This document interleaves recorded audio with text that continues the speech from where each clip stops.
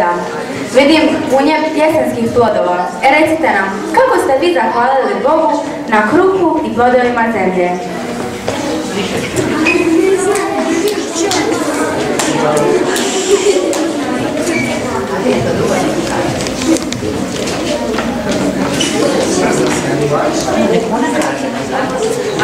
Znaš li možda ti? Pa dobro, nema veze što ne znate, još ćete vi to i naučiti. Ali recite mi, što ste vi ovdje pripremili za ovim svojim baš lijepim stolom?